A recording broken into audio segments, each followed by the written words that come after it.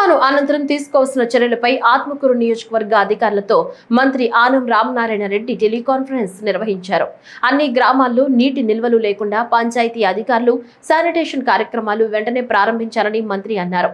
నీటి ప్రవాహం ఎక్కువగా ఉన్న ప్రాంతాల వద్ద పోలీస్ సిబ్బందిని నియమించి ఎవరు కూడా అటు వెళ్లకుండా జాగ్రత్తలు తీసుకోవాలని కోరారు. వాటర్ ఎక్కడన్నా ఈ రైన్ వాటర్తో కలుస్తున్నాయా చూడండి.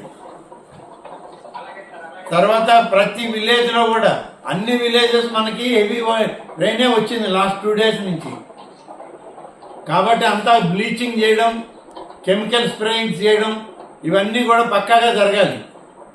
శానిటేషన్ బాగా వాటర్ ఉన్నా కూడా వాటిని పంప్అవుట్ చేసి కాలనీస్ అన్ని ఫ్రీ చేయండి. ఆల్ ఎంపీడీఓస్కి కూడా ఇదే ఇన్స్ట్రక్షన్స్. మీ పంచాయతీరాజ్లో ఉన్న అందరు స్టాఫ్ని వాడాలి. మీరు ఏ ఒక్కరిని ఎక్సెప్షన్ ఏం లేదు. ఆర్డబ్ల్యూఎస్ వాళ్ళందరినీ కూడా లైన్లో పెట్టుకోండి. పిఆర్ ఇంజనీర్స్ అందరినీ మీరు మండల లెవెల్ ఆఫీసర్ అందరినీ రోడ్లు చూడమనండి. పిఆర్ రోడ్స్ అన్నీ ఎక్కడెక్కడ డ్యామేజ్ అయినాయి లేకపోతే రోడ్లు డిస్కనెక్ట్ అయింది అన్నీ కూడా చూడండి.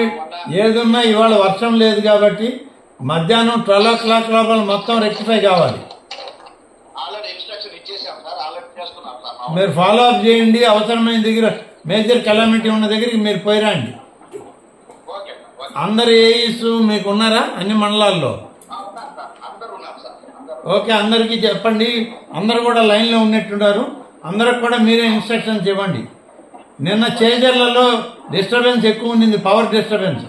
నిన్న ఈవినింగ్ చేజర్ల పెరుమాళ్ళపాడు ఆ ఏరియా అంతా డ్రోన్ కెమెరాలు పెట్టి విజువల్ తీయండి. మీరు ఫస్ట్ ఎక్కడెక్కడైతే ఎంక్రోచ్మెంట్ ఉండి బ్లాక్ అయిందో మీరు ఆ డ్రోన్ విజువల్ తీసి దాన్ని పెట్టుకుంటే రేపు మనం దాన్ని ఎంక్రోచ్మెంట్ తీయాలన్నప్పుడు కూడా మనకు ఉపయోగపడతా డ్రోన్.